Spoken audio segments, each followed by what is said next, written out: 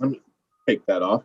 I'm going to start from a concept called Partnerships That Unlocked Social Mobility that I was a part of. And there's a video I'd like to show that kind of describes this concept of partnership of all of us working together.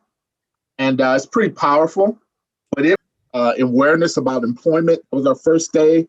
We had a lot of employers that shared their opportunities. We had a lot of engagement, great jobs, and it's sort of cascaded towards trying to increase enrollment at the college and help inform people of our opportunities and resources. And today is to be this concept of how do we create opportunities and support individuals and communities to access the resources to help them establish a sense of self-sufficiency and to really actualize building their families and communities. So that's why we're excited to have all of you with us. Sounds good. Thank you, Lynell. Today, our moderator will be Armando Loza. So he will tell you more about himself and the direction that we're going. But you guys, we're just gonna have a conversation. This is fireside chat. The beauty for us is that we can utilize this recording in our educational efforts. Our hope is to get more people to sign up with CCD and to kind of go through that support process. And we're going to use this messaging as a component in that communication strategy. Sounds good. All right. When we talk about workforce development and we talk about equity, there are several, topics of conversation that we'd like to dive into. At the Miguel Contreras Foundation, there's a lot of work around equity, not only in workforce development, but also in community. And so my name is Armando Loza. I'm the impact manager here at the Miguel Contreras Foundation. Before joining this team, I was at the America's Job Center of Rancho Dominguez. So I see a lot of my former colleagues. And I've been in workforce development for about 25 years now. I was doing the math the other day, and I can say 25 years now. I used to say 20 plus years. And so I started at the age of 14, being a peer mentor. And ever since then, I've never left the space. People used to always talk about workforce development, but not everyone knew what it was, right? And when I would tell my colleagues, my classmates, my coworkers, or even family and friends, individuals in the community, they would ask me, "What do you do for a living?" And I would say, "I'm in workforce development." And it was very hard to explain. But now, because of where we're at in terms of time and space and the work that's being done, I can easily say and define workforce development very simple. And that is the working relationship between education, business, and community. And now that we're in 2021 post-pandemic, it's very clear what workforce development is because of the disparities that we're seeing post-COVID, communities that we're seeing that are being impacted highly by these disparities, not only in healthcare, in wellness, in wealth, but also in workforce development and creating jobs and equitable jobs. So today I have the pleasure of welcoming two of my colleagues that I've worked beside over the past several years in trying to create a sense of what is workforce development equity, what is social equity, what is gender equity, what is wealth equity, and how we can do this together. And so I have Leo Medina, who is a professor at ELAC currently.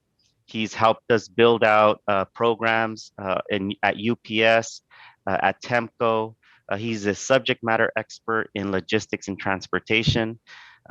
Besides that, he's a friend, a mentor. He's provided a lot of guidance, both spiritually, physically, and mentally, to be where I'm at. And I also have Josephine Gardner, who is a colleague as well, and also a classmate And congratulations, Josephine. We're graduating in a few weeks with our master's degree in social entrepreneurship. And Josephine works closely with entrepreneurs, business executives, and nonprofit leaders to develop and launch businesses. She is an expert in strategy and innovation, and she is the founder and executive director of the Yenigat Shora, a social enterprise based in Ethiopia.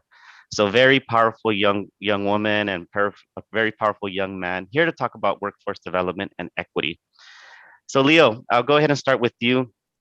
Um, and when we talk about equity and business, can you describe why it's important for businesses to ensure that there are necessary ESG practices, and that's environmental, social, and governance, to ensure that social equity is part of the business sustainability plan? Mhm, mhm. Yeah, for sure.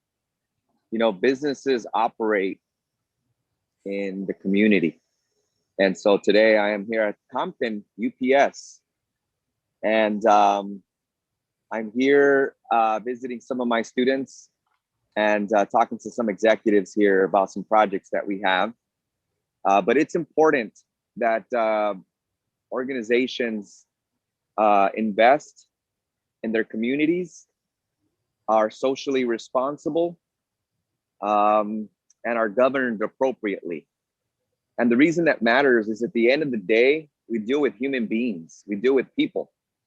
And if you're not investing in people, and if there's not the equitable component to an organization, sooner or later it's going to die out and it'll crumble, because it's people that move the organization.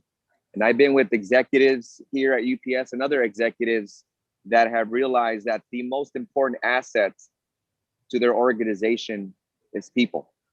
So I'll give you an example.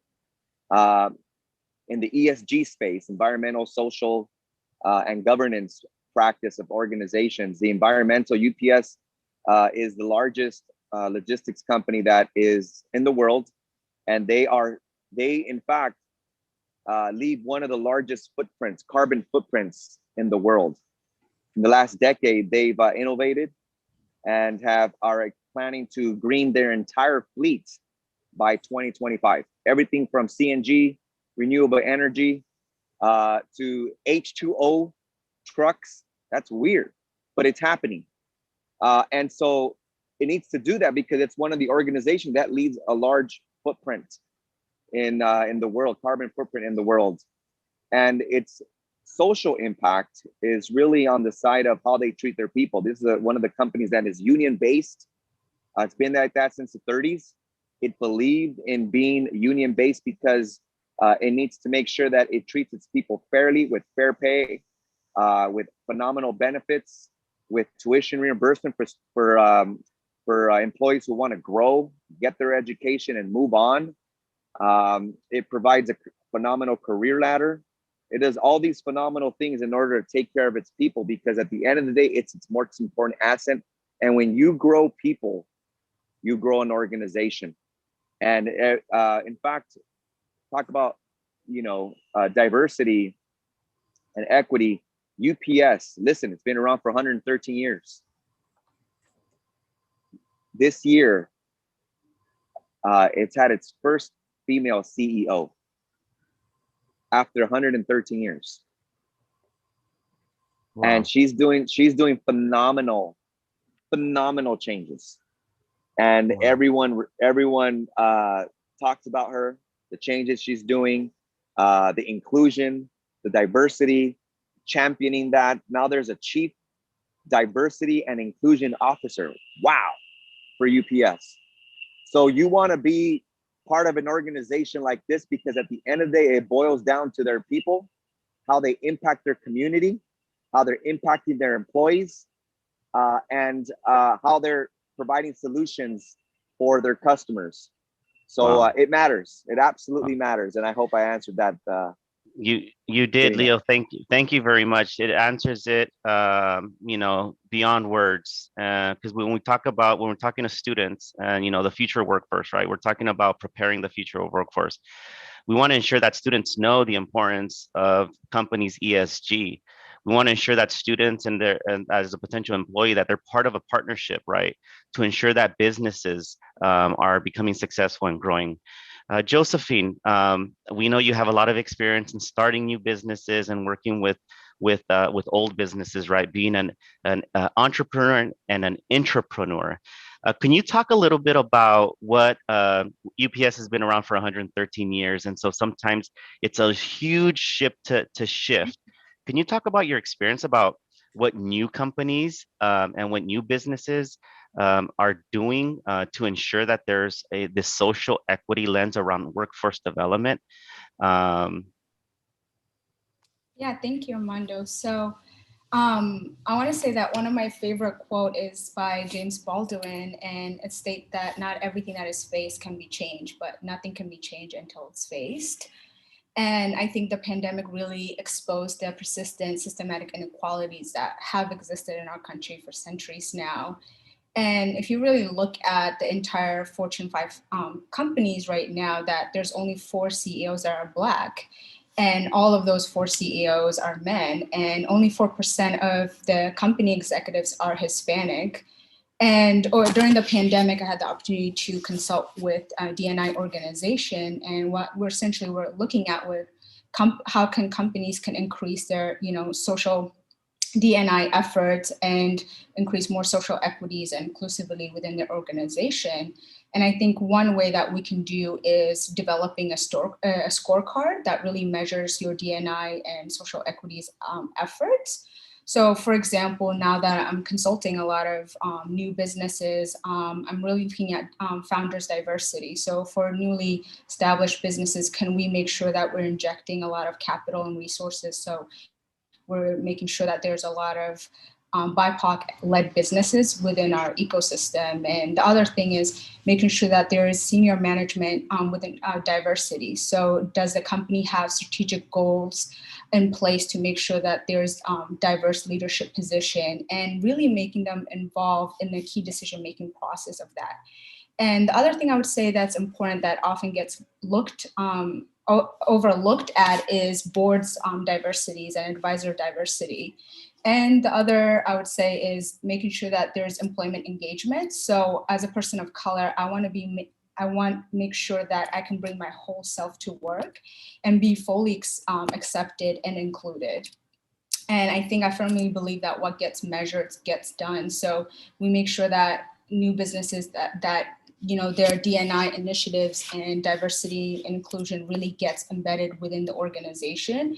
And it's not the job of just the HR, it's not the job of the D&I hirees to just do that in a silo, but how is it embedded within the organization that it becomes part of the DNA of that effort? Yeah, absolutely. And one of the mission or vision at CCD was empowerment through employment. And so the reason why we're talking about these topics and D&I diversity and inclusion is because we want to ensure students know that at the top level and at the bottom level, right, bottom up and top down, everyone's talking about this. And so we want to make sure that students are aware that individuals like the individuals here are really focused and holding people accountable, holding businesses accountable, holding education accountable to ensure that there is some equity in the workforce. Leo, you have a lot of experience in the workforce development and teaching at community colleges. What is different now in 2021? Why are we talking about social equity and workforce development?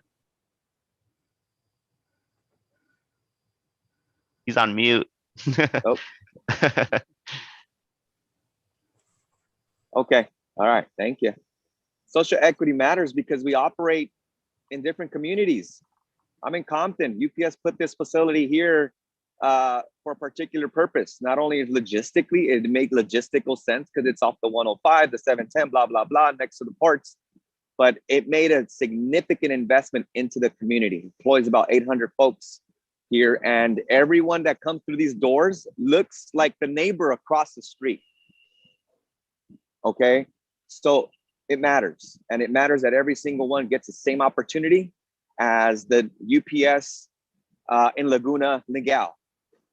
So equity matters, and being able to diversify and include is a big deal. With respects to students need to position themselves. You know, the number one skill post-COVID is not communication, although it's important, very important. Critical thinking, problem solving, ridiculously important. I mean, I could show you a robot running around right now here, automated autonomous vehicle running around here somewhere. But all those skills matter, but check this out. Post-COVID, what we learned in the logistics space as a professor and one who deals with businesses all day long, agility is number one. Are you agile enough? Can you pivot? Are you lubricated enough to pivot and to make moves accordingly? I'll give you an example. Oh, by the way, that's the robot right behind me. You see that robot, right? It's a little thing. It's not moving because there's nothing. Their operation is just it's on a standstill for now, but it'll move in a couple minutes. But agility is important. And so what COVID taught us is pivoting and being lubricated enough to pivot matters. You know, UPS, for example, and other logistics company, they have their peak season. Their 2019 peak season was like a tsunami of partials coming through, everyone shopping through Amazon and e-commerce and all that stuff. But that tsunami in 2019 that ends roughly in mid-January never ended for them, never ended. They usually get a break January, February. They take a breather for about 4 months, and then it starts picking up again through online shopping. They never got a breather. January came, pandemic hit, and the tsunami doubled. They were working 12, 14-hour shifts. So they needed to pivot and be agile as possible, strengthen the workforce, increase the workforce, and so on and so forth. So thank you. Hope that answers the question. Thank you. No, that answers it. And so what do we do as workforce development professionals and experts, right? We listen to Leo, we listen to UPS, and we say, hey, what are we teaching now in community college? What are we teaching in our programs? What are we teaching in high schools? How to be agile, right? But unfortunately, some of these individuals that we serve don't understand what that means and how do we do it, right? So Josephine, I'd like to dig a little deeper and talk about women of color in the workplace. I want to ensure that we're talking about to our students that we're also talking about this and that we're really, really digging deep. Similar to Leo, why is it different now in 21? And what is your vision of the future in gender equity in workforce development? Yeah, thank you for that. If you look at like research right now, women have really lost more than 3 decades of labor forces gained in just this year alone. And women of color bear those losses predominantly. And because of the pandemic, a lot of the women were forced to exit the job force because of childcare issues and things like that, and being a wife and the responsibility that comes with it. And one of the quote that I really stand by is the Shirley Sigils, and she says that if they don't give you a seat at the table, bring a folding chair. And I want to push that even farther and say that we have to rebuild a new table, right? So providing a table for people from various perspective, race, gender, and identity to have a seat at the table. And that is particularly women of color, because we cannot afford it. We need to demand that. And if companies really want to create sustainable change post-COVID, we need to really redesign our hiring process. And we need to make sure that we're bringing more diversity and we're hiring more people of color. And to do that, I think part of it is that we need to address our own biases within ourselves, but also we need to advertise these job posting with intention. So recent graduate and colleges who are looking for jobs, oftentimes, even in my own personal experience, that they get advertised on the company's website, but that really leads to attracting more people that look the same within that company. So how do we develop relationship with identity-based industries? So for example, historically Black colleges, or the Black Alumni Association and things like that, so to make sure that we are targeting new hirees with intentions, and not just being a token of oh, we have one Black person within the company, but how do we really have a diversity of thoughts and cultures within that. And that shouldn't just be the effort of the DI or the HR, but it should really be the business strategies, because at the end of the day, it's not just the social impact that we're going to be creating from the diversity of thought, but it's actually been proven scientifically that it improves the company ROI when doing that. So it's really vital to engage senior leadership and things like that. And that's part of the reason I started Ethos Innovation Lab with my colleague, because we recently graduated college and we were looking at jobs and opportunities, and we're both people of color, and oftentimes the things that came out of it was free labor jobs. And obviously we have a master's degree, we need to eat and we need to make an income and, you know, acquire more wealth for ourselves and our communities and our families. So that's what drove us to, you know, create a business that really targets small BIPOC-led businesses, and making sure that recent college graduate people that look like us are placed in the leadership positions. So how do we help them professionally jumpstart their careers? So a lot of us who are first generation, we don't have the professional experience or the internship to really get into the 5 Fortune companies and work in them. So how do we make sure that they have the opportunity to work with small businesses, require project-based expertise, you know, in strategies and marketing, business development, that really position them to be in the best position for them to go and target, you know, big companies like Microsoft or things like that. So I'm very passionate about that. And I think those are the ways that we can go about it. Yeah, awesome. Thank you once again, Leo and Josephine. Thank you for your feedback. You know, I have tons of other questions and we can probably talk about this for days. And we really appreciate your thoughts on equity. We also want to ensure that students know what we're talking about. Josephine, you know, like myself as a recent graduate, we also want to make sure that there's those pipelines to impact work. And here at the Miguel Contreras Foundation, when we're talking to new businesses or new organizations, you know, we always talk about partnerships, impact, and funding. And so that's how we can overcome some of these barriers and challenges and break these cycles, correct? And so as the boardroom looks a little bit more diverse, then, you know, that's from top to bottom, but also really fighting for equitable wages, really fighting for a higher wages and benefits from the bottom up. And so we're looking forward to our work with Ethos Lab as well. And also looking forward with our work with Leo and building out this Heroes project, listening to employers and making sure that at the core of all this work that we're doing are the individuals that we're serving, like the students here at Compton. With that, Lynell, do you want me to hand it over to you so you can show this video and then we can talk a little bit to our partners around how does it all work in terms of getting individuals employed and enrolled into college? Armando, that sounds like a great idea. Thank you very much.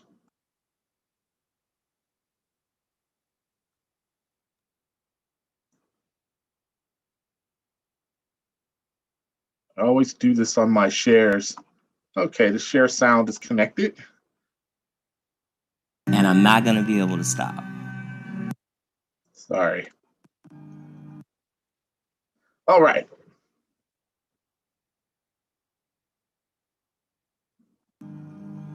You know, my family and friends are like, wow, you're really doing this.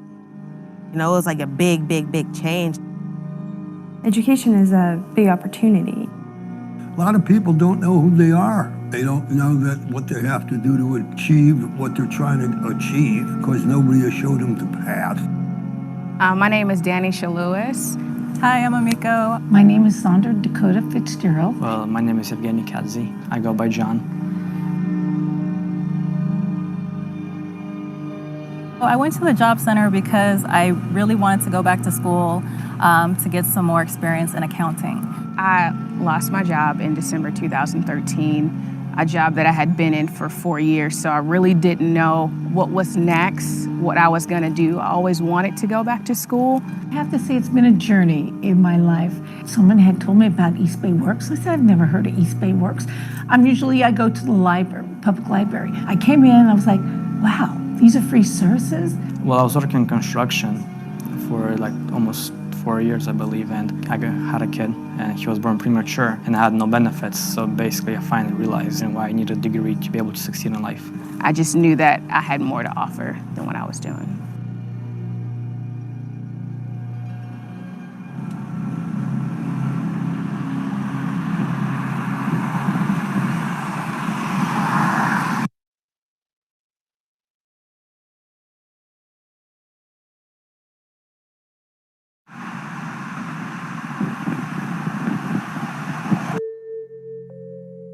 So can you tell me what your name is? Shanice Keel. Shanice, and can you spell it for me? SHANICEKIEL. Great. Okay. Most of my hobbies consist of art in some type of way. I will do like nails, I'll do hair, I'll do chairs. I actually started my own little business at my high school where I would do nails. And so it's just like for me, like the sky's the limit. Like anything that I can create, I would definitely try. I remember when she was born. It was the most beautiful thing I had ever seen in my life. When she was really little, she started talking and she had her own language, and you had to look like you understood everything she said because her feelings would get hurt, you know? I would tell her the truth. I wouldn't give her the watered down child version of anything. Daddy, why is that person acting like that? I was like, baby, that person's on drugs. When she got older and she started getting, like spicy and fired up, she started making her own clothes. I had raised her to operate on her own mind and not to be programmable. Before I was like, college, go to school after these 4 years? You're kidding me. Like, it was just out of the question before. I was like, college? It was like a joke. Like, when people brought up college, like, I laughed. And they were like, why are you laughing? I was like, I'm not going, that's why.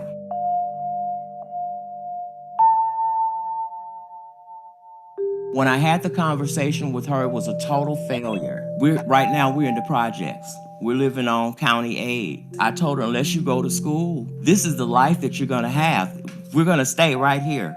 You raised me. You always set an example. You don't have no degree, so how you gonna make me go get one? I was like, oh man, but I lost this one. Ooh. She packed up her stuff and she moved with Erica. I wasn't really myself. Me and my dad would argue, and he was becoming more so my enemy than my friend, than my dad. And me and my dad usually always saw eye to eye. I was like a daddy's girl. So when he did that, like it changed our relationship. I didn't like him anymore. I didn't like the things he did. I didn't like the things he said. So we kind of went against each other. After I had my little trouble with my job and I had to move out, ended up moving to the extended stay, and I've been here pretty much ever since. Now it's almost February. I'm still kind of unstable. At 50 years old, here I am, living in the projects by myself, drive-bys in front of my house, robberies. I said, okay, you can't stay here. Okay, I said, now's the time.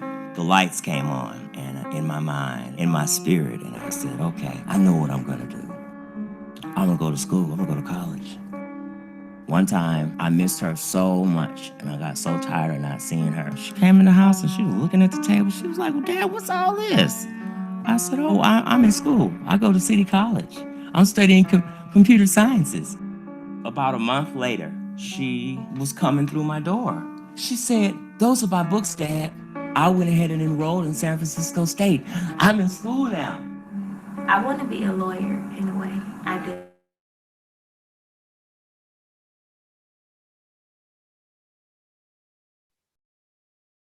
I think we lost. I think we lost Lynell.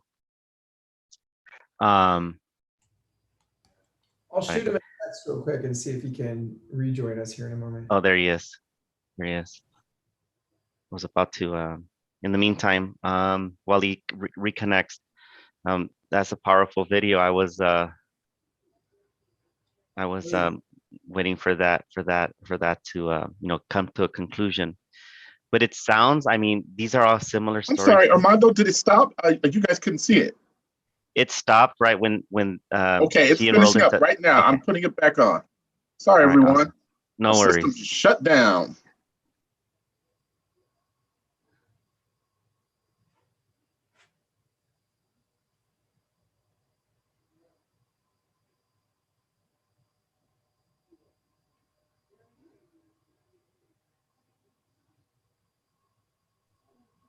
Lynell, is there a sound? Yeah, there's no audio, Lynell.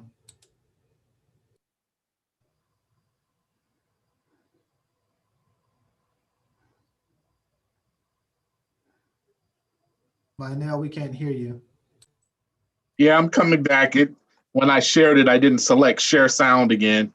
All right, here we go, family. Here we go. Technical difficulty. That went on for maybe 3.5 months.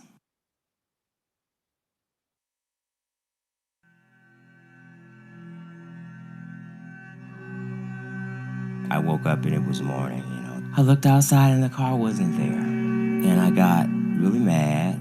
I called my sister. She just exhaled. Bruh, she said, have you watched the news today? I said, no. She said, well, turn on TV. This is Kiel's green Ford Explorer. First thing I saw was my car. Says massacre, said 3 dead, 4 critical, San Leandro tattoo party. I wanted to see for myself because I couldn't really believe it. When I got there, it was just like it was on TV. I saw her body laying on the ground by the car, and I saw the other kids' bodies, and I knew that it was her body because she had on these beautiful sparkly black heels, and I saw the heels. After the party, some guys in a white Cadillac blocked her in. 3 gunmen, they fired 45 rounds into the car, and Shanice, she had been shot right through her heart, and she died instantly. Most of the time when I go there, the first thing I do, I normally scream as loud as I possibly can and to let it out. I have this fear that I still have today. I feel like I'm gonna start crying and I'm not gonna be able to stop.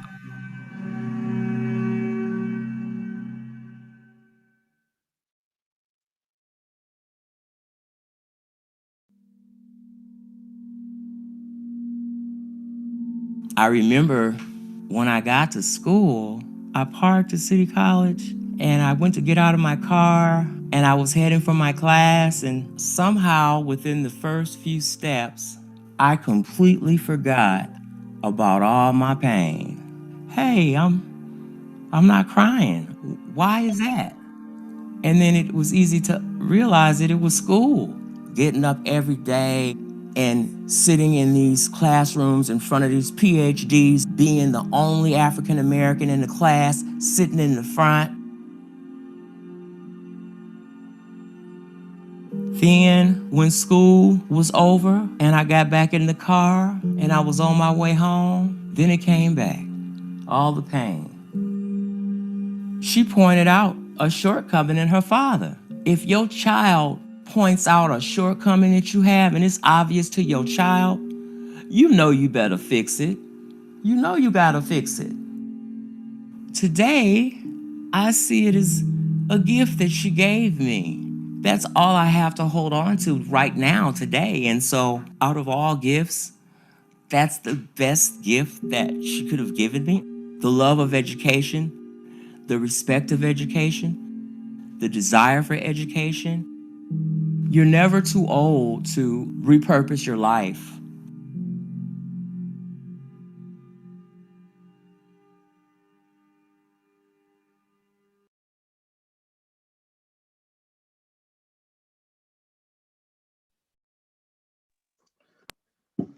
That video was a commission work back around 16, 17. I had a chance to serve as the Dean of Workforce Economic Development, a visiting dean at the State of California Community College Chancellor's Office. And my job was to go around the state holding these town hall meetings to discuss how the workforce development boards, the community colleges, adult education, student services at community colleges, and the local AJCCs and centers, workforce centers, could collaborate to ensure we were unlocking social mobility through partnerships. That was the focus. And so in this conversation, we're going to bring a couple of colleagues into the discussion. Marquise Brown, who's the Interim Director of the Community Career Development, Inc., as well as our colleague, Dinah White. Dinah is a program coordinator at the State of California Employment Development Department. And Armando, I want to give you the chance to continue this discussion and bringing everyone together, because I think in light of this video, the sense that we have clients and students coming from various locales with various trauma, various components that they're bringing with them, and we're trying to help them manage it towards unveiling a potential direction that they could go. And I think the weaving of all of these components together can be something special. So if you don't mind, I want to turn it back over to you. Maybe we give Marquise and Dinah the opportunity to introduce themselves, and then let's just make a little gumbo here.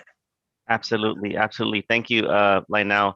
And it's rightfully so, right? Because when we talk about workforce development, and then we have business, and who business wants to employ, businesses want to help. They want to create these pathways. But we also want to make sure that they're mindful about some of this trauma and some of these the past and the histories that communities have faced for a very, very long time. And so it doesn't happen overnight. And so that's why it's extremely important to bring this collaboration together and these partners, right? And these partners, one thing that we did well at RDAJCC, and I'll let Dinah and Marquise talk a little bit about, we also have Aisa, who is the new director of operations, who started yesterday. So I want to welcome her too as well.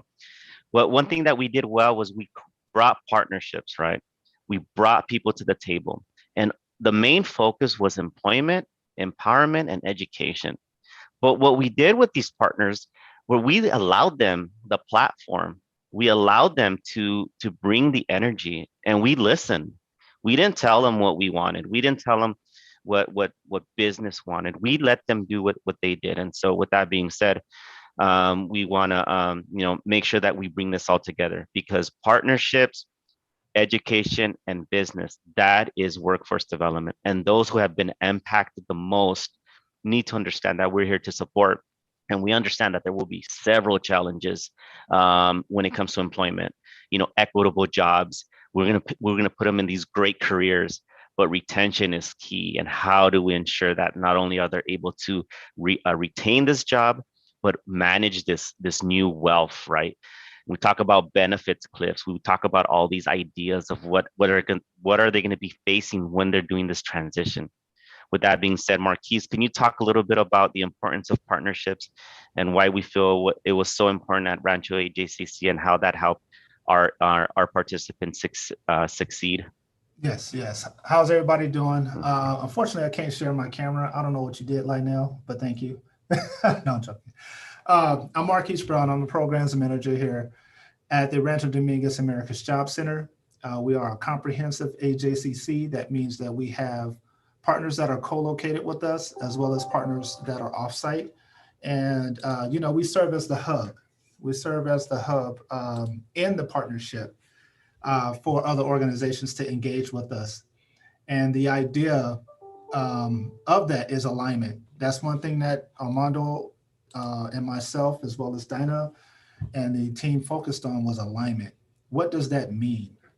Alignment means that we have a system, and we have a system that works, that's taken an individual from coming into our doors to getting the resources they need to be successful on a job, to getting the training that they need, and from getting that training to that training being connected to a network of employers that's ready to hire the individual. Now, we all know that people don't come to us perfect. We're not dealing with individuals that are, necessarily college graduates all the time. We're dealing with individuals that are, receiving benefits, individuals that are, facing homelessness, individuals that are facing incarceration. These are people that have a barrier, that have barriers to employment that have to be satisfied before we can actually align them with an employer.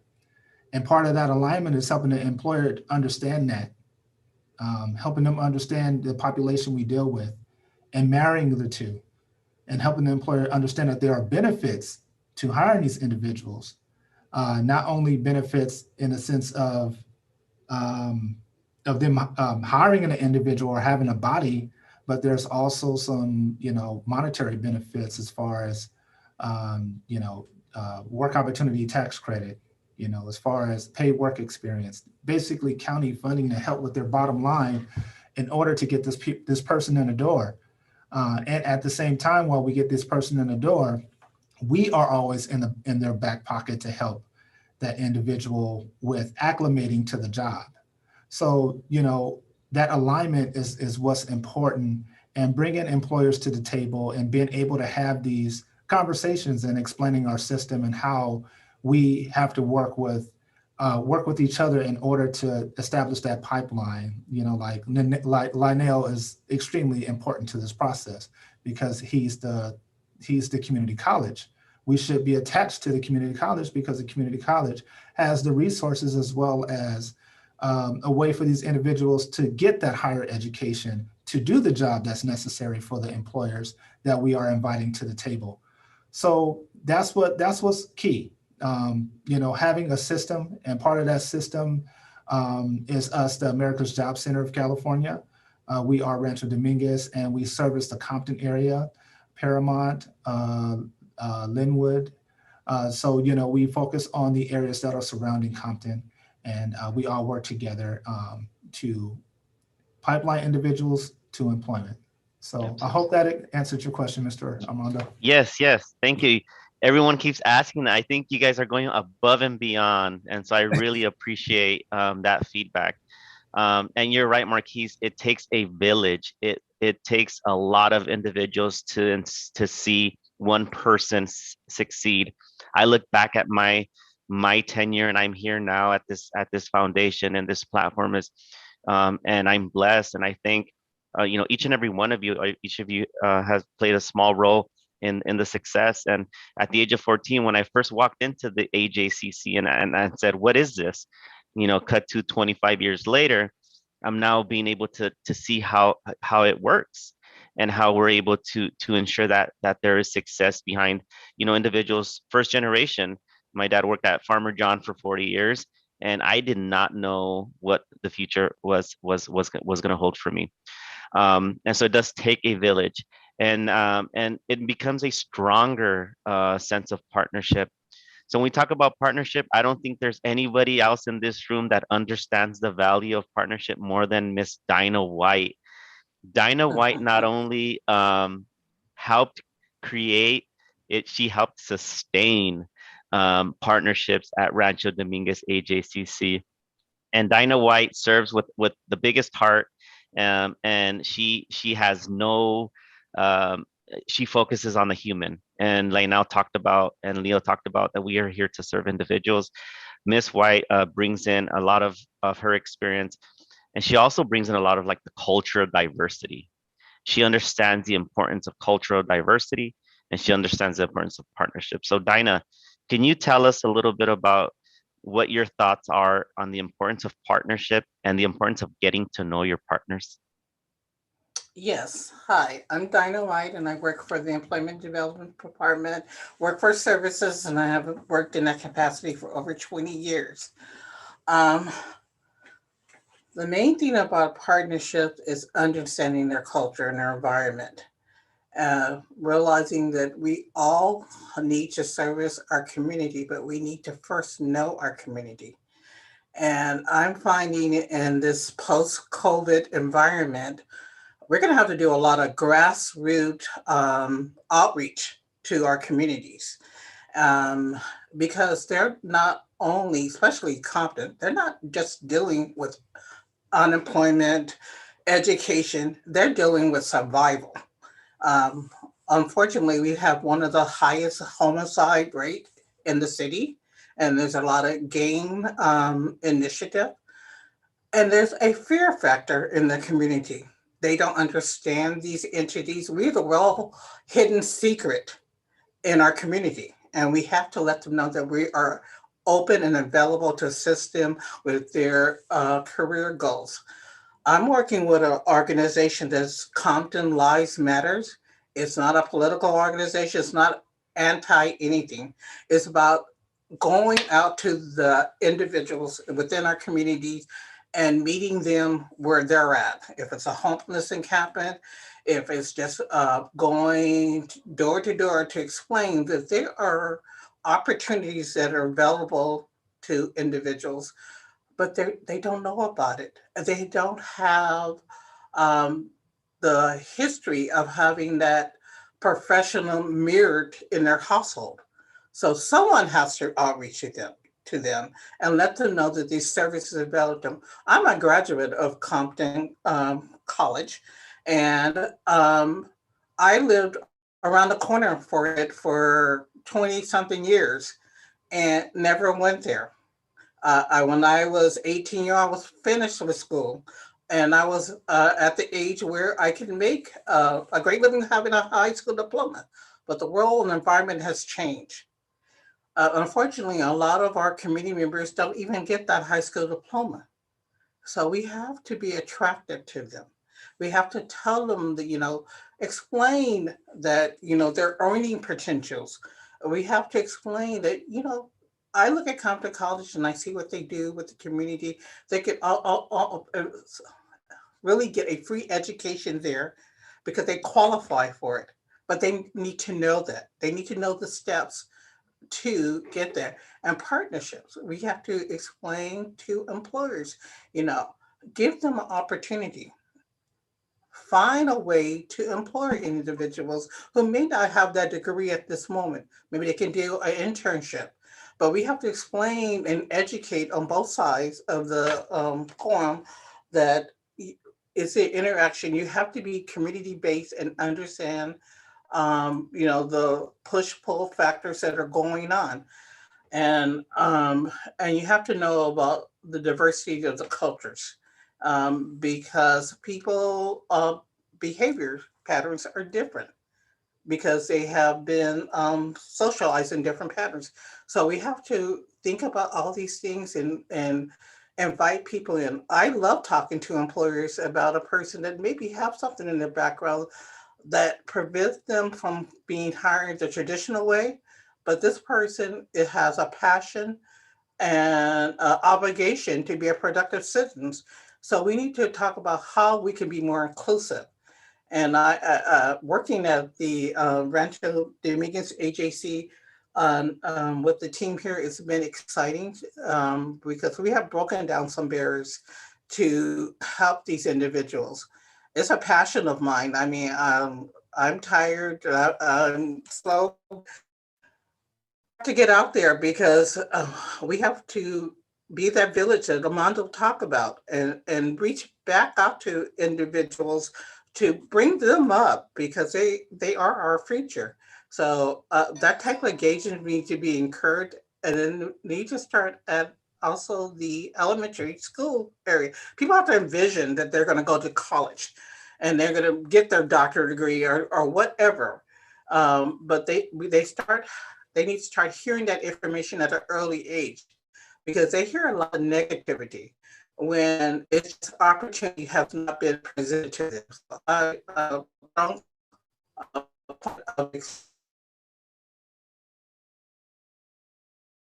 think we lost Dinah there. I think we lost Dinah there.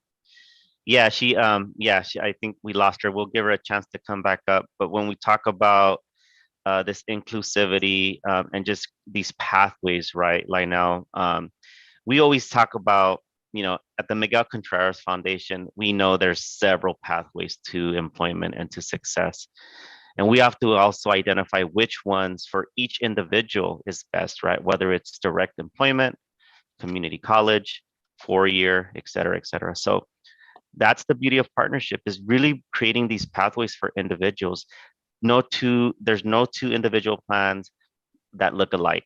There are no two plans that we've created that are like cookie cutters. There's no cookie cutter program that we create. Every plan is individualized, and that's what Dinah was talking about. And that's what Josephine and I study all the time. When we want to create change and we want to create impact and we want to create a new product, we got to know the community. We have to know who our end user is. We have to know what we're creating a product for and who. And so in business, they always talk about, you can create a product, but if you're not doing your interviews and if you don't know your end user, it's going to fail, right? You have the savior mentality. And that's the same in workforce development. We can create programs all day, but if we're not talking to business and we're not talking to the individuals that we're serving, then those programs can potentially fail. Lynell, do you want to talk a little bit about what Compton College is doing with its partnerships and pathway programs and community engagement there in Compton? Yeah, sure. One activity in particular that I'd like to highlight is a connecting partnership with the Compton Unified School District and the Community Career Development Inc. Office at the RD AJCC in Compton. In essence, the students from Chavez High School are taking a human development course here at the college and sort of learning about life skills, college skills, success skills. And they're going to go through some training with members from the CCD on how to prepare and get ready for a career. Over the summer, they will be enrolling in an internship class with us at the college, and they will be engaged in a paid internship for the summer. So it's our initial effort to start this pipeline and help students sort of decide on a pathway and learn how to build the college level skills as well as the employment readiness skills and the specific skills within a sort of a meta career structure. Each career sort of has certain skill sets that would benefit the individual. So that being said, to give you an example, we have created a new program here at the college called Apple Swift Programming. Basically, it allows you to be able to develop mobile apps or games through learning Swift, which is a program that Apple uses for people that want to build within their iPhones or an iPad or in their computer systems. This is a free, did you hear free? Non-credit program that we're offering where anyone can enroll and take the CIS courses required to earn your certificate and go get a job. This is free. Compton, Lynwood, and Paramount are the feeder districts for Compton College. And it's imperative that we help to erase the digital divide that exists. And that being said, I now want to introduce everyone to Mr. Selwyn Hollins, Director of LA County. I will allow him to give the specifics of his role, but I was tremendously impressed and amazed by the content that he showed me, and I felt like everybody needed to see this. I really had to hunt him down. He's a busy guy, so I'm very appreciative that he decided to join us. So thank you all from the previous discussion, and we're transitioning now to the digital divide. And Selwyn Hollins. Thank you, Lionel, and good afternoon, everyone. I am the director of the Internal Services Department for the County of Los Angeles. My department is pretty much the backbone for the county. We do everything from IT to facility management to sustainability, solar panels, power plants, you name it, we do it. But one of the things that we're doing is we are the administrators of a program called, or initiative called Delete the Divide. And that is focused on deleting the digital divide in LA County. As you can imagine, when COVID hit, it really brought the spotlight on so many different aspects of things that we all knew about. We knew about homelessness, we knew about unemployment, we knew about the need for different things, but that digital divide really hit home, particularly with our youth and in schools. What Delete the Divide does is we have partnered with public, private, nonprofits, sports and entertainment industry, the academic industry, institutions, to provide youth and small businesses in LA County it's an empowerment program.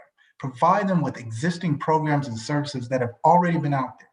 It is amazing what some of these IT firms have been providing for years that haven't been available to people in the community. For youth, we focus on ages 12 to 24. Three pathways. One is to advance their education, post-education. So we have everything from different types of programs and wraparound services that are provided by our partners.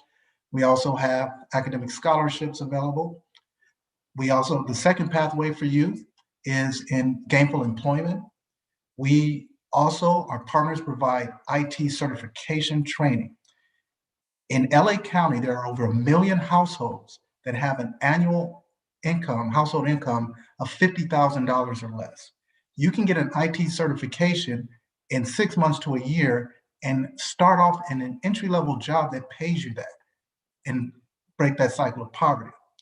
We also have entry-level jobs waiting for students who are youth that make it through the program. And then the third area for the youth is in entrepreneurship. In today's world of technology, you can start almost anything online and turn it into a profitable opportunity. For small business, the focus is in LA County, we have had more small businesses close during COVID than anywhere else in the nation. And there are a lot of small businesses still struggling. What Delete the Divide does is, it is no cost for them to be members, but what it does is it provides access to resources that can help you have an online presence, whether that be social media, websites, e-commerce, as well as access to technologies that can help your business market or improve your operational efficiency. Our partners are very strong partners with established reputations and established resources, and all of it is at no cost. Now, the question always comes, well, how do you know where to target? And that's what I'm going to show you now. I'm going to share my screen, and I'm going to show you the tools that we use to identify where the digital divide areas are within the county. So in front of you are 3 maps. The map on the left is where the digital divide exists. The burgundy areas of the map, and this data comes from US Census data through ACS, which is updated as recently as 2019. The burgundy areas are areas with census tracts within the County of Los Angeles that have minimal or no internet access, meaning 20 to 100% of the households do not have access to the internet. That can be because of the infrastructure, but in most cases it's because of affordability. People cannot afford to pay the monthly fees at the rates they are for that access. The map in the middle is the household income. The red is the lowest income, where you can see families, and again, I mentioned there are 1 million families or households within LA County that earn less than $50,000 a year. And you'll notice a lot of those locations overlap where there's the digital divide. And then the map to the right is the map of the predominant race within areas of Los Angeles County. And as you can see, again, if you overlay that with the map of where there's no digital divide, you'll see some correlations. Now, in this map, we're able to put in an address or anything. So I'm just gonna type in Compton College since they're the host today. And what it will do is it'll zoom me to the area of Compton College. And you can see surrounding Compton College as the map loads. Let me get out of this. Let me zoom. I'm going to zoom a little bit right now so that you can see the surrounding areas. So Compton College is here where the dot is, and then you can see the various areas. In these outlines, these are census tracts. So if I click on a census tract, what will pop up are the number of households in that census tract, the degree to which the households have internet access, those that don't have a computer, and then the median household income, and of course the predominant race. So what this does is it helps us to focus on where do we need to put our resources. where is the best location? You know, when we talk about funding, and obviously the County of Los Angeles is fortunate that the federal government is providing us with $1.9 billion in funding. But if we were to allocate funding towards the digital divide, where would we, or where should we put the resources and the money? Now, I'm going to switch over to a different map, which further illustrates how we use our GIS spatial technology to really hone in on where need is. So on this next map, again, the burgundy areas are the areas with minimal to no internet access. We have the ability to show supervisory districts, zip codes, however we want to formulate this. But I'm just going to give you a taste of what we found. So I'm going to zoom in a little bit to the core Los Angeles area. Okay, just let me get out of that. And I'm going to click on a few things. So first, I'm going to click on high schools. So it populates all the high schools. And as you can see, there are a number of high schools that are in these digital divide areas. Okay, that's just high schools. And of course, if I click on any high school, I can see what that high school is, where it's located, additional information about it. Now I'm going to click middle schools. So as you can see in some of these digital divide areas, there's a number of schools. Okay. Now I click on K through 12, and these are schools that kind of cover the full range of K through 12.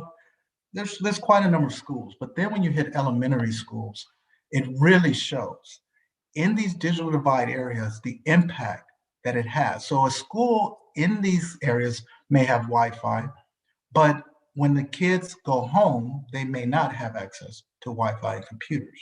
And that's where we want to help provide support. In these same areas, you have a lot of small businesses. So we have maps that show the small businesses, et cetera.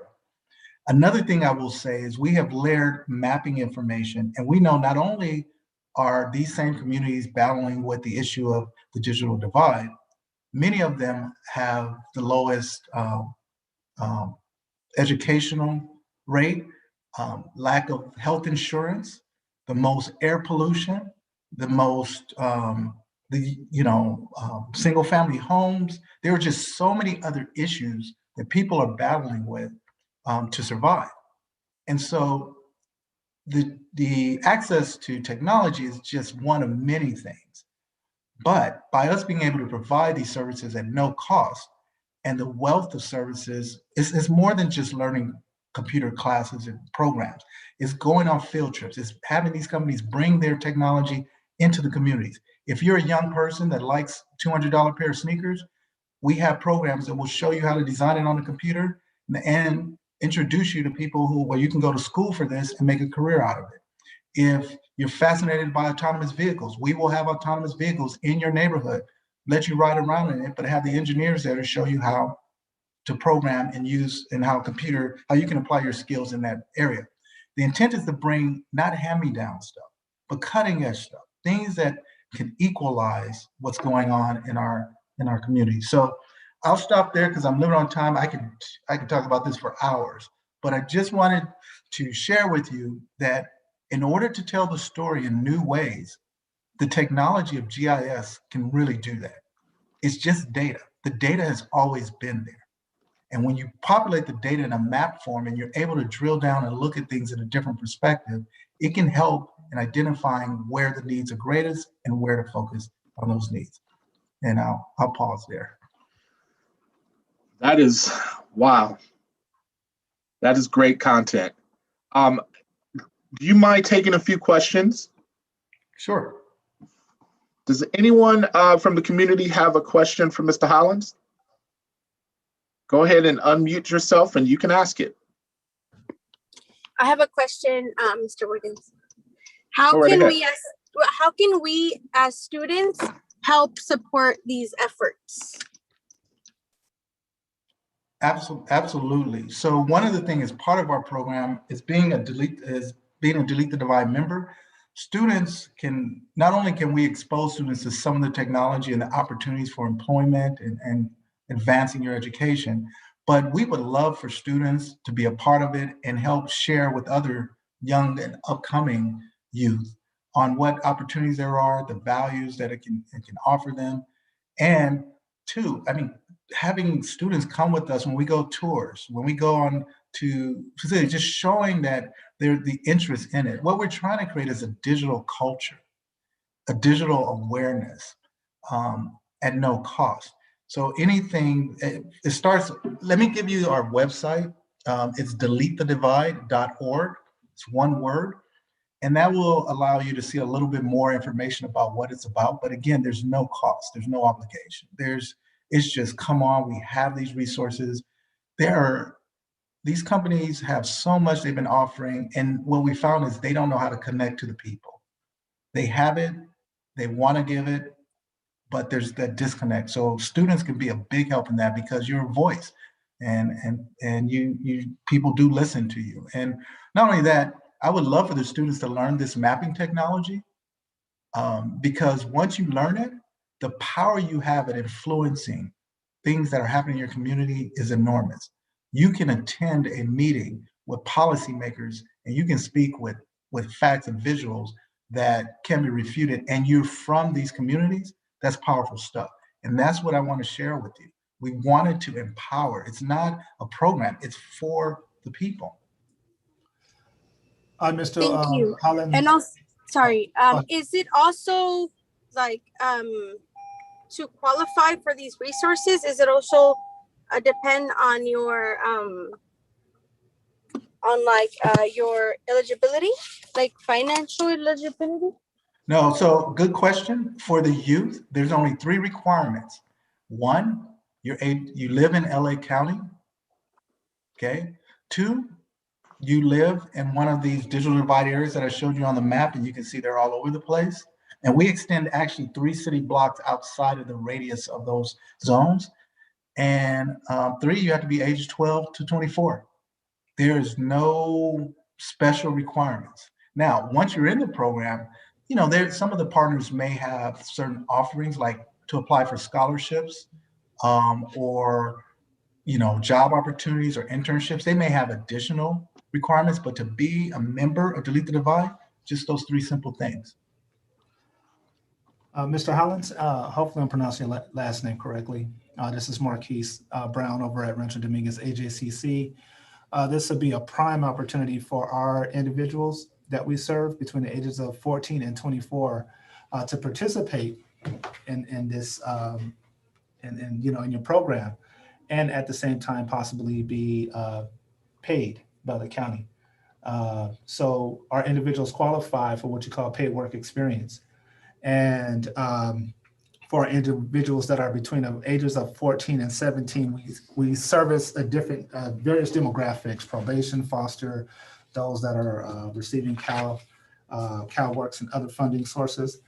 So those individuals qualify for our level 1 program at 100 hours of internship. Then we have for our individuals that are 18 and over, 18 to 24, I should say, not over, 18 to 24, they qualify for 180 hours of internship. So this would be definitely a way for us to collaborate and to help some young folks get paid and to learn a little bit more about what's going on in their cities from a statistical standpoint, and educate other individuals and become advocates for their communities. So definitely I would love to speak with you more about this. I also have my director online, Aisa Serta, in which we can align a meeting and further discuss how we can work together on that project. Absolutely. Mr. Hollins, my name is Mrs. Kindred. I work for Compton Unified School District. I have a student. He's really involved in the stock market already, even before anybody knew anything about game stock and investing in that. He was calling me in my ear about it, and different types of the new Bitcoins that have now become really popular that a lot of people really don't know about. And I wanted to try to gear him into the right direction. What do you think would be good for this young man? Absolutely. And again, what that individual is involved with is technology, right? Our partners cover the full breadth. And when I say it, I mean, it's not just IT companies, financial institutions, you know, public agencies. There are so many partners, and some of them aren't even on our partners list. So definitely, I can ensure that you have my contact information, just so you know, even though I'm the director of the Internal Service Department, I am the lead on Delete the Divide. I did not assign this to staff. I have a team that works with me, but it is that important to me that I make sure that I am driving this. So we'll provide my information. You can reach out to me directly. I'm happy to meet with anybody, because a lot of this has been around for so long. And when you have a young person like you're describing, the resources are there. So just understand what Delete the Divide is. It's not about bridging things anymore. All this stuff already exists. When you build a bridge, somebody starts planning. They start building it. You have to maintain it. People fall off the bridge. They end up under the bridge. Why do you have to have a bridge if it already exists? So that's what's being pushed. All these services, all these resources have always been there. So not only do we provide access, but we provide it in a way where the community, the youth, the small business take ownership and it becomes theirs. Then they can start sharing it and passing it to friends, relatives. And all we did was create that pathway. So definitely, we'll make sure you have my information. I can put it in the chat. Lido, I don't know how you want to do it. I can put it in the chat. Sure, that would be great. Feel free. Please do. I'm already on your website. Thank you. Thank you so much, Mr. Hollins. We really appreciate you taking the time to join us and educating us on the digital divide. And excuse me, delete the divide. What I guess the digital divide would be a component of that. But at this time, ladies and gentlemen, we're going to actually have a little fun, take a little break. We've been going at it strong now for a little over an hour, and we want to give some of our students an opportunity to engage in a raffle. Honestly, we're going to open this up for everyone who's joining us here today. Nancy, do you have another question? I see your hand up. Okay, maybe you just had your hand up earlier. I'll lower it. No, I actually did have another question, if that's okay to answer. Sure, go right ahead. One of my questions is, I do understand this is for the youth, but I'm a 40-year-old going through the youth process. And so what are some of these opportunities with the Delete the Divide for, people my age? Because I'm still part of the community. Right. So that's my question. So Nancy, before I let Mr. Hollins answer that, remember yesterday I told you a little bit about the Community Career Development, Inc.? Yes. Over off of Pacific Gateway? Well, these are the colleagues that I was referring to, Marquise Brown. And I know, Marquise, you have another staff member online with you right now, a new staff member, right? Yes, Alisa Serta, who is our director, and we didn't get a chance to formally introduce her. She comes with a wealth of workforce development experience and just a wealth of knowledge, and it's a pleasure to have her. I believe she had to jump off for lunch, if I'm not mistaken. So right now, if I could, for a person who wanted to sign up for services and receive additional services, what would be the process? Well, the process will be, it just depends on what they may qualify for, but we do have an interest form that I have sent you, Lynell. On that interest form, they get to watch a video and hear more about our various programs and how we operate. Once they hear about the program via the link, they have the opportunity to fill out the interest form. Once they fill out an interest form, then that's when one of our staff members will contact the individual within 2 business days to set up an appointment to have them come down and enroll into the program that they're interested in enrolling to. So we have several programs that we operate here at Rancho Dominguez, ranging from youth and adult programs. LA Rise is one for a homeless initiative. We have one for individuals that are on probation, which is called Invest. Then we have our youth programs for levels 1 and 2, which is youth between the ages of 14 and 24. We also have our community block grant, we have a number of programs that we offer to help individuals from different classifications. And I see that Dinah White has joined us again. I think she was able to get reconnected. But Dinah is a member, works for the state of California Employment Development Department, and they are housed in the Community Career Development Inc. building together. So they are part of a lease space. Is that correct to say? Yeah, we'll say Rancho Dominguez AJCC. That's okay, there you go. Yeah, so that includes us and EDD as partners, along with another partner, 5 Keys, that's on site. And 5 Keys provides like self-paced education towards high school diploma or a GED, but also individuals can get help with their math and reading at no additional cost. Excellent, fantastic. Well, to that end, Mr. Hollins, I think in terms of a person like Nancy being able to get in contact with the organization, and I know it's primarily geared for youth. Is there necessarily an age component? So most of the programs and services that our partners provide are actually anybody can access them, right? What we do with Delete the Divide is we narrow it down so we become a hub for the targeted groups that we identify to be able to get direct access and get additional wraparound services and support. I will say, if you came and you wanted to, I want the whole family. I want everybody who needs help to get involved. Even though we focus on youth age 12 to 24, let's face it, they live in households with older individuals. That's right. Their uncles, aunts, big brothers and sisters, parents, grandparents.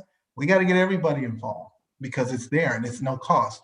Also, I would, Marquise was touching on some things too. Areas that other groups we want to reach are, we work with the probation department, the district attorney's office, we transitional age youth. I mean, it goes with homeless youth. There's a lot of people who could benefit from this. So any way we can partner and connect and we can help. And then partners who are part of Delete the Divide, if there's something you need, like you say, hey, we need a mobile van to go around the community. That's just me calling Google or Apple and saying, hey, how can we make this work? So let's work together so we can really make this positive. I use the analogy, bring your dish to the buffet. All these dishes are out there. Let's bring them to one buffet and let's give the communities opportunity to really benefit from this. So, thank you. Again, I put I shared my email, Lionel. That's the best way to get in contact with me. And I do respond. I respond to all my emails. I go to all 600 of them a day. I respond to each one. So, all right. Thank you for that information. I'm looking at it because I also think that me having a high schooler soon, it's important to know these resources so that I can extend them, to my children and to my extended family. So thank you very much. That's excellent. All right. I knew Selwyn would be a hot topic, but I think the benefit and value of our focus today was to do exactly what we're doing, and alignment around how to help people position themselves and access resources that are right next door to them. And that's what I really appreciated, Mr. Hollins, about your resources, that it helps us access what we should already be aware of and be able to get to. So once again, thank you. And colleagues, let's do it. We are about to transition and have a little fun. We got some goodies over here, and we have all week been having a lottery. Well, I guess I call it a lottery. When we just put people's names in a raffle wheel, and we're gonna do that right now. I'm gonna put a little interest form. If you guys would, complete this, we want to be able to send you one of our classic Compton College, and I would say leather, but it's probably more pleather. Has a nice feel to it. Had folios. If we had your address, and I need your name for anyone who wants to participate in the raffle, I can get it at this site.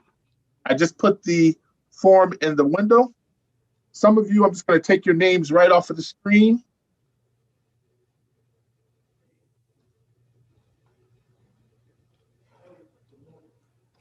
Lynell, what if you're not a student? Hey, this is for everyone, including our students. Okay. Our students they're going to win no matter what. Let's put it this way. That's why we're including everyone.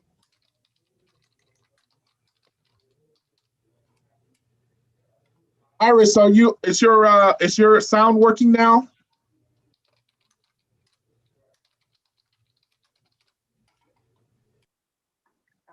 Yes.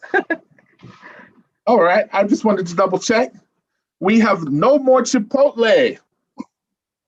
All right, Iris, I'm going to allow you to tell me what's up first as we begin the process. We're not doing it yet, but I see a few people on here. I want to give you guys an opportunity to meet our two counselors. We have a CTE Guided Pathways counselor, and we have an adult education counselor, Ms. Jeanette Morales. Jeanette, can you say hello to the people?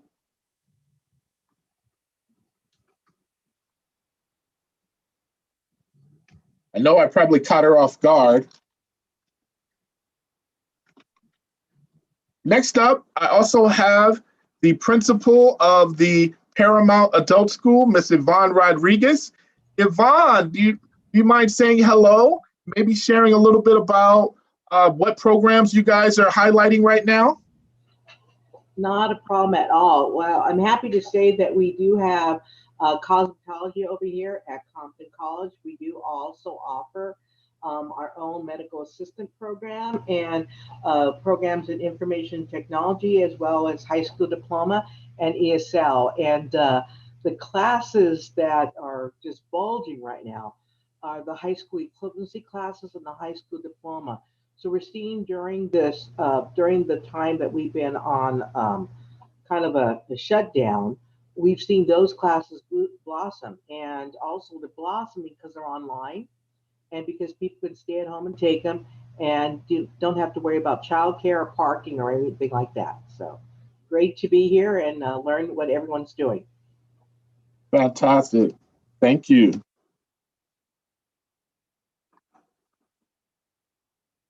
Alexis, would you like to say hello?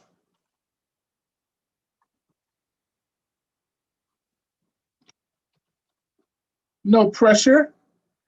We have our instructional division coordinator, Miss Celia Valdez. Celia, would you like to say hello to the people?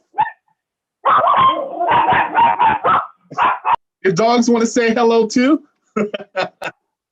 Sorry, I got some friends in the background. No problem. But thank you everybody for being here. This is very informative, even for myself. And I know as Nancy had said earlier, thank you Nancy for being here, is that it's something we share for ourselves and for our families, with our neighbors, and be connected. And it's just interesting to know that we're so close together, and you know, we seem to see, oh wow, where was this information? So this is really great, Lynell. Really enjoyed this. Excellent. We're glad to hear it. It's a team effort for sure. All right. I think we have everyone. So, no, wait a minute. My last colleague on the line, principal of the Lynwood Community Adult School, Miss Shamel Wilson. Shamel, you mind saying hello to everyone and giving them a little idea of what you offer? Hello, everyone. Like he stated, I'm Miss Wilson, the principal over at Lynwood Adult School. We offer pretty much all the same programs as Paramount and Compton. We have our ESL and high school diploma. And then as far as our CTE programs, we have engineering with computer-aided design. We have pretty extensive medical program that includes LVN, CNA, and medical assistant. And yeah, that's pretty much it. But, you know, come on over. One thing I can share about adult schools is we have very low cost CTE programs. So, you know, definitely check into them. If I can real quick, just share a story. My cousin contacted me about a week ago and was so excited, sharing with me that she signed up to take a medical assistant course. And I said, oh, okay, where are you taking it? And she shared with me that she was taking it at one of the private universities like American College for Career Design or whatever. And I asked her how much the program was, and she told me it was $28,000. And immediately I said, no, did you sign the contract yet? Check into a community college, check into an adult school. I guarantee you'll find the program cheaper. And she checked into it. She looked at her contract, which she had already signed, and found out she had about 9 days to cancel. And so she immediately started calling community colleges and adult schools in her area in Torrance. And she was able to find the exact same program at Torrance Adult School for $1,900. She basically saved $20,000. So definitely spread the word to your friends and families. The opportunities at community colleges and adult schools are there. And they definitely won't leave you in debt when you finish. So thank you. Excellent. Thank you very much for being with us. All right, you guys. Well, you know, I think we've managed to help your chances increase. Erica gets a $25 gift card to Starbucks. Fantastic. Well, ladies and gentlemen, we thank you for joining us today. I don't know if anyone would like to share anything or any thing that you've learned today that you didn't know before you joined us. Anyone like to offer any reflections?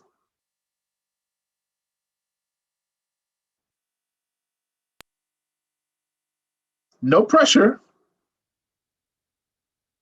Well, thank you for joining us, and we appreciate you taking the time to contribute to the community partnership resource conversation today.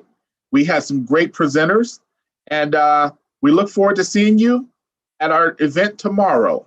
Take care. Bye, everybody. Take care. Bye-bye.